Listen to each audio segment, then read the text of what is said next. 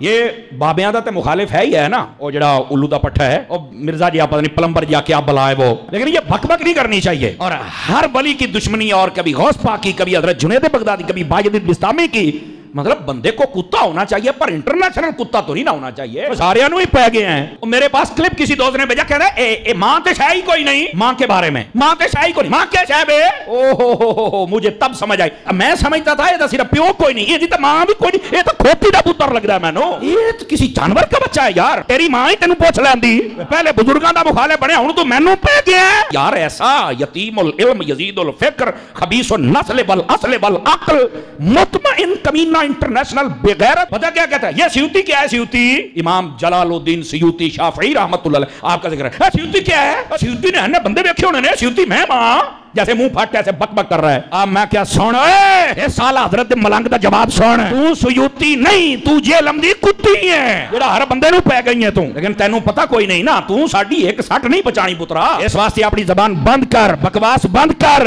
اینو سیوطی بنن دا چاہ چڑھے ہوئے۔ میں کہا بلے ہو شیرا، کیا بازاد دی کوٹ کلی چھتیریاں نو جپے، آپ کو یہ نہ کہے کہ یہاں قادری صاحب آپ نے تھوڑا سا نا یہ اس کو کتی کہا ہے اور کھوتی دا بچہ کہا، میں کہا وہ آپ مندہ ہی نہیں مانوڑ میں کران کی داس نا، وہ مندہ ہی نہ پیو نو منے ہے تاں میں حرام دا کہہ دی، اور پیر غفران صاحب نے بھی کہا تھا سن لو نعرہ غفران دا مردا جیل میں حرام دا ان کا ہے، اور اس کا جواب نہیں دے حرامی بندہ کیا دے گا بتاؤ نا مجھے، تو ایسے فتنوں کا یہی جواب ہوتا ہے۔ میں کہا جا ایک کنجرا گل کرن لگیا، کنجر دماغ دے کنجر گل ہی ہونی ہے، تینوں شرم تو یا نہیں پئی آوندی، اور اب تو اس مہینہ ایک مہینے کے اندر جتنا یہ ننگا ہوا ہے نا اور جتنا یہ ایکسپوز ہوا ہے، میں کہتا ہوں اگر یہ بغیرت اور کمینہ اور حرامی نہ ہو تو یہ ویسے ہی مر جائے، اگر حلالی ہو تو اتنا زیادہ ذلیل ہوا ہے۔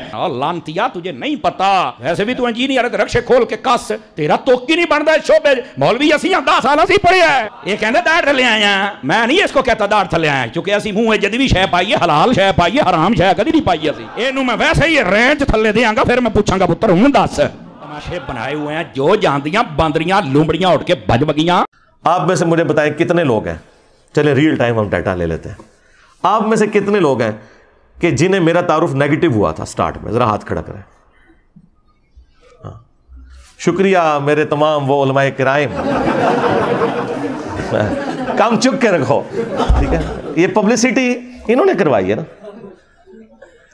تو جتنا بولتے ہیں اتنی اپنی بدنامی اپنے ذمہ لیتے ہیں۔ اللہ تعالیٰ نے انسان کو عقل دی ہوئی ہے، اب چھوڑ دیں، میرے بارے میں تو چھوڑ دیں، اللہ کے نبی علیہ السلام کے بارے میں بھی نیگیٹو تعارف کروایا گیا ہے۔ یہ جو اسلام اتنا تیزی سے پھیلا ہے، کیوں پھیلا ہے؟ پچھلے 100 سال میں 60,000 کتابیں رسول اللہ کے خلاف لکھی گئی ہیں صلی اللہ علیہ وآلہ وسلم، اور ان 100 سالوں میں جتنے لوگ مسلمان ہوئے ہیں پچھلی 13 صدیوں میں نہیں ہوئے تھے۔ 60,000 کتابیں، 2 سے زیادہ کتابیں روز کی بنتی ہیں، 60,000 کتابوں کے جواب دینے کے لیے بھی ہمیں عمر نو چاہیے۔ ہم جواب دیتے ہیں ڈاکٹرن کا، ہر بات کا جواب نہیں دیا جاتا، ڈاکٹرن کا جواب ہوتا ہے۔ تو کیا نبی علیہ السلام کو انہوں نے ملائن کر لیا؟ کیونکہ اب میڈیا کا دور ہے، لوگوں نے اسٹڈی کیا۔ 9/11 کے واقعے کے بعد ٹوئنس ٹاور کا جو اٹیک ہوا تھا 2001 میں، ہزاروں نہیں لاکھوں لوگ مسلمان ہو چکے ہیں۔ اسلام کا تعارف کتنا نیگیٹو انداز میں کروایا گیا، لیکن لوگوں نے اسلام قبول کیا۔ یار جن لوگوں کی ڈیوٹیاں لگی کہ تم نے نبی علیہ السلام کو ملائن کرنے کے لیے کتاب لکھنی ہے، اسلام کے خلاف کتاب لکھنی ہے، انہوں نے اسلام قبول کر لیا۔ یہ طاقت ہے نا، تو اسلام کی طاقت، سچائی کی طاقت اتنی بڑی ہے کہ اس کے آگے کوئی بند نہیں باندھ سکتا۔ تو ان لوگوں کا شکریہ جو اس طرح کی مخالفت کرتے ہیں۔ میں نے شروع میں یہ بات کی تھی کہ اگر آپ لوگ چاہتے ہیں کہ آپ کے فرقے 30-40 سال اور نکال دیں تو خاموشی میرے بارے میں اختیار کر لیں۔ جتنا بولیں گے اتنی جلدی آپ کے فرقے ختم ہوں گے، کیونکہ میں نے تو چپ نہیں رہنا، میں تو ہر بات کا جواب دوں گا اور میں اور ایکسپوز کروں گا۔ اب تو خیر باتیں ریپیٹ ہی کرنی پڑتی ہیں، آلموسٹ کوئی اعتراض بچا ہی نہیں دنیا کا جو میرے پہ نہ لگایا ہو، تو میں جواب دے چکا ہوں۔ اب تو مجھے جواب بھی دینے کی ضرورت نہیں پڑتی، پرانے کلپس ہی جوڑ کے ہمارے اسٹوڈنٹس خود ہی جواب دے دیتے ہیں۔ تو یہ کلپ کاٹنے سے مجھے کوئی نقصان نہیں ہوگا۔ بار بار مجھے قادیانی کہنا، اس میں سے کیا نکلا ہے؟ انہوں نے نقصان اٹھایا نا۔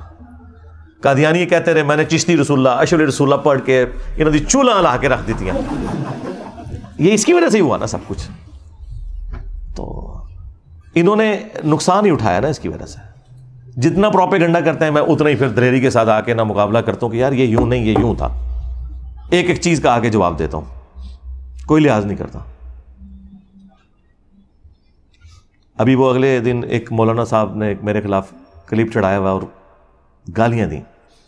یقین کریں ہمارے اسٹوڈنٹس کو تو جو بیچارے جذباتی قسم کے ہیں نا وہ ویڈیوز دیکھ کے غصہ آتا ہے. جو میرے ساتھ بیٹھنے والے ہیں نا وہ میرے ساتھ بیٹھ کے ہنستے ہیں صرف ویڈیوز دیکھ کے. میں آج تک اپنے کسی میرے خلاف جتنی بھی گالی گلوچ والی ویڈیو ہے مجھے کبھی بھی دیکھ کے نہ تو کبھی غصہ آیا نہ کبھی کوفت ہوئی ہے، بلکہ میری تو میمز ہی وہی ہوتی ہیں جس میں مجھے گالیاں نکال رہے ہوتے ہیں. کوئی مجھے تو مزہ آتا ہے کہ یار ان کے پاس اب کوئی چیز نہیں ہے سوائے گالیاں نکالنے کے. باقی اس چیز کا ضرور دکھ ہوتا ہے کہ ان کی کیا اسلامی تربیت ہوئی ہوئی ہے، وہ الگ بات، لیکن اس کا مجھ سے تو کوئی لینا دینا نہیں. تو اگلے دن ایک مولانا نے ایک ویڈیو چڑھائی ہوئی کہ انجینئر صاحب کہتے ہیں ماں تے شاہی کوئی نہیں. اچھا میرے پاس کلپ کسی دوست نے بھیجا، کہتا ہے اے ماں تے شاہی کوئی نہیں، ماں کے بارے میں ماں تے شاہی کوئی نہیں، ماں کیا شاہ بے. او ہو مجھے تب سمجھ آئی. میں سمجھتا تھا یہ صرف پیو کوئی نہیں، یہ جیتا ماں بھی کوئی نہیں، یہ تو کھوتی دا پتر لگتا ہے مینو، یہ تو کسی جانور کا بچہ ہے یار. تیری ماں ہی تینوں پوچھ لیندی، پہلے بزرگاں دا مخالف بنیا ہوں تو مینو پہ گیا. اب اللہ کے بندو مطلب یہ کوئی بات ہوئی ہوگی نا، اس کے کوئی شروع میں کوئی اول آخر کوئی بات ہوئی ہوگی، ٹھیک ہے. یہ بات تو اللہ کے نبی نے بات کی ہوئی ہے، بخاری مسلم دونوں میں حدیث ہے، تم میں سے کوئی شخص اس وقت تک مومن ہی نہیں ہو سکتا جب تک کہ میں اسے اس کے ماں باپ اولاد سب لوگوں سے بڑھ کر عزیز نہ ہو جاؤں. اسی کو میں نے ٹرانسلیٹ کیا کہ جہاں کہیں اللہ اور اس کے رسول کی بات آ جائے وہاں ماں باپ تو شاہی کوئی نہیں. آپ مجھے بتائیں، یہ تو حدیث ہے بخاری مسلم کی. اس کو ظاہر ہے میں نے اپنے انداز میں بیان کیا ہے نا. جو مفکرین ہوتے ہیں یا جو شعراء ہوتے ہیں وہ انہی باتوں کو ایک ڈفرنٹ فارم میں پریزنٹ کرتے ہیں، مطلب وہی ہوتا ہے. صحیح مسلم میں حدیث ہے کہ بے شک اللہ تعالیٰ اس کتاب کی وجہ سے بعض لوگوں کو عروج دیتا ہے اور بعض کو پستی کا شکار کرتا ہے. اور یہ چونکہ مضارع کا صیغہ مستقبل کو بھی کفایت کرتا ہے کہ اللہ قرآن کی وجہ سے کچھ لوگوں کو عروج دے گا، کچھ کو زوال دے گا. لیکن ڈاکٹر اقبال نے اسی حدیث کو ٹرانسلیٹ کیا ہے ماضی کے صیغے میں. وہ زمانے میں معزز تھے مسلمان ہو کر اور تم خوار ہوئے تارک قرآن ہو کر. یہ جواب شکوہ کا شعر. حدیث میں تو یہ نہیں تھا، حدیث میں یہ تھا کہ اس کتاب کی وجہ سے قوموں کو عروج ملے گا اور بعض کو زوال ملے گا. مستقبل کی خبر تھی.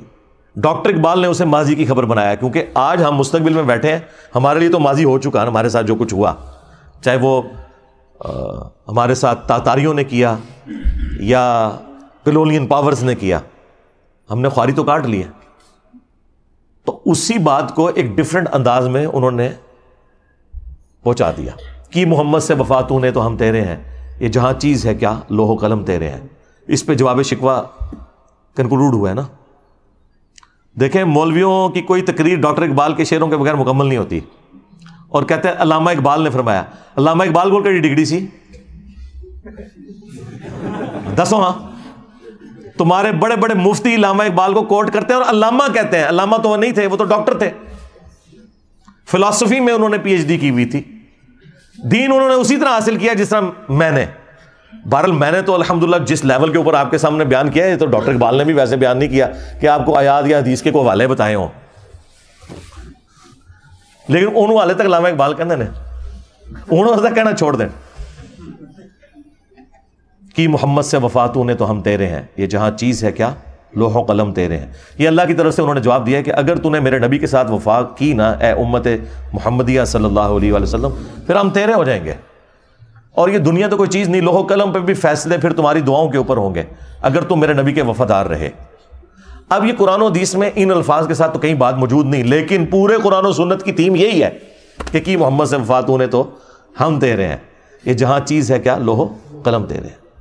لہٰذا وہ حدیث کہ تم مومن ہی نہیں ہو سکتے جب تک کہ میں تمہیں تمہارے ماں باپ اولاد سب لوگوں سے بڑھ کر عزیز نہ ہو جاؤں، یہ حدیث پڑھ کے اس کی جب تھیم بیان کرے انسان، ان لوگوں کو سمجھائے کہ جن کی مائیں کہتی ہیں کہ اگر تو نے داڑھی نہ کٹائی تو میں دودھ نہیں بخشوں گی، اور زبردستی وہ بچوں کی داڑیاں مڑوا کے اپنے لیے بھی جہنم کا سبب کرتی ہیں اور اپنی اولاد کو بھی جہنم میں دھکیلتی ہیں، اور اپنی بچیوں کا حجاب اتروا دیتی ہیں کہ اچھے رشتے نہیں ملیں گے، اور بعد میں بھی جو ملتے ہیں رشتے وہ بھی جو گند کھاتے ہیں بعد میں وہ بھی پتہ چل جاتا ہے۔ تو ایسے ماں باپ کو پھر ہم نہ سنائیں کہ ہم نے اللہ اور اس کے رسول کی بات ماننی ہے، تو سیدھے شاہی کوئی نہیں۔ ماں باپ کے ساتھ حسن سلوک کا حکم اللہ نے دیا ہے۔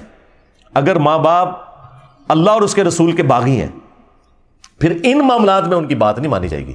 ہاں، دنیا میں معروف طریقے سے آپ نے چلنا ہے، ہیومن ڈگنیٹی وائلیٹ نہیں ہوگی۔ وہ تو سورہ لقمان میں آیا ہے کہ اگر وہ شرک کا کہیں تو تم نے نہیں بات ماننی، لیکن دنیا میں معروف طریقے سے چلنا ہے۔ اور صحیح بخاری میں حدیث ہے، حضرت ابو بکر کی ایک بیوی کافرہ تھی، اسما بنت ابی بکر کی والدہ، حضرت عائشہ کی جو بڑی بہن تھی، انہوں نے کہا کہ میری ماں میرے پاس آتی ہے اور وہ مشرکہ ہے، تو کیا میں اس کے ساتھ حسن سلوک کروں؟ تو اللہ کے نبی صلی اللہ علیہ وآلہ وسلم نے فرمایا کہ ہاں تم اس کے ساتھ حسن سلوک کرو۔ یعنی دنیا میں آپ نے معروف طریقے سے معاملات کو لے کے چلنا ہے، سیدھی سی بات ہے۔ اس طرح آؤٹ آف کانٹیکسٹ تو آپ جس کی بھی چیز کو کاٹتے رہیں، اس کا تو کوئی اینڈ ہی نہیں ہونا، آپ جو مرضی کرتے جائیں۔ لیکن آپ نے فرق دیکھا، ہمارے اسٹوڈنٹس یہ حرکت کسی کے ساتھ نہیں کرتے، اور ہمارے مخالفین کرتے ہی یہی ہیں، اور اپنا لقمہ اس کے منہ میں داخل کرتے ہیں، اور پھر کہتے ہیں جی جوڈیشری سے کیسز کیوں فارغ ہو جاتے ہیں۔ یار جوڈیشری میں جو لوگ بیٹھے ہوئے ہیں وہ ملوٹے تو نہیں ہیں، تمہارے بزرگوں کے عبادت گزار تو نہیں ہیں۔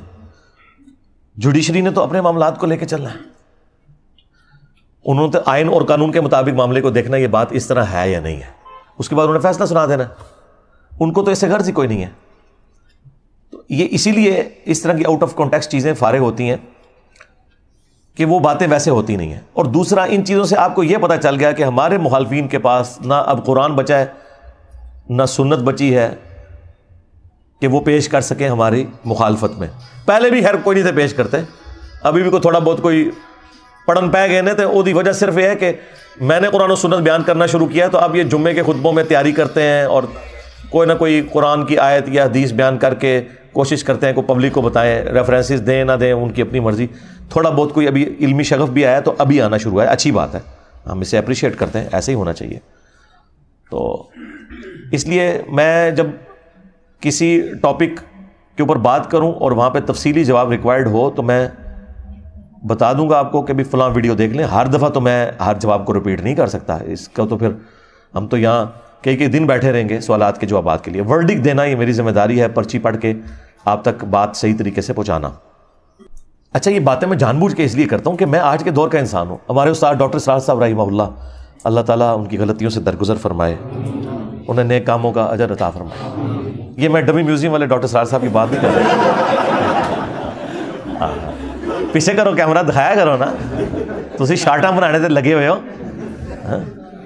تو میں ان کی بات نہیں، اوریجنل والے ڈاکٹر سراج صاحب کی بات کر رہا ہوں، یہ ہم نے ان کی یاد میں رکھا ہوا ہے انہیں۔ تو ڈاکٹر سراج صاحب رحمہ اللہ تعالیٰ کی کافی ساری باتیں مجھے بعد میں رہ کے یاد آتی ہیں۔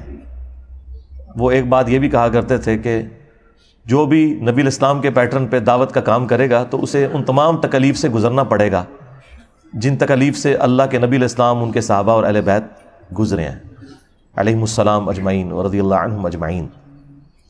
تو کسی نہ کسی درجے میں۔ اور دوسرا وہ یہ بات کیا کرتے تھے، وہ کہتے تھے مجھ سے بڑے قرآن کے علماء موجود ہیں لیکن لوگ ان کی تقریر میں بھی عربی خطبے میں ہی جاتے ہیں، اور میں کوئی عالم بھی نہیں ہوں لیکن لوگ میری بات سنتے ہیں۔ وہ کہتے تھے اس لیے کہ میں MBBS ڈاکٹر ہوں، جس کی وجہ سے میرے پاس دنیاوی تعلیم ہے، اور میں آج کے دور کا انسان ہوں۔ جب میں بات کرتا ہوں تو میری آڈینس کو پتہ چل جاتا ہے کہ یہ کوئی 700-800 سال پہلے کوئی ابن تیمیہ کا شاگرد کہیں سے کوئی لمبی عمر پا کے تو بات نہیں کر رہا، یا کوئی 150 سال پہلے کوئی اشرف تھانوی صاحب کے پاس کوئی بیٹھنے والا کوئی بابا نہیں تھا کہ وہ پرانی اردو میں اور پرانی مثالوں میں باتیں کر رہا ہے، بلکہ وہ فیل کرتے ہیں کہ یہ آج کے دور کا انسان ہے۔ تو اس میں میں نے ایک اور چیز ایڈ کر دی ہے کہ چونکہ میری طبیعت کے اندر مزاح ہے، تو میں کوشش کرتا ہوں کہ اس انداز میں بھی، مزاح کے انداز میں بھی کوئی بات کنوے ہو جائے کسی سلوگن کے ذریعے، کسی اور ذریعے سے، کہ آپ کے دماغ میں نقش ہو جائے۔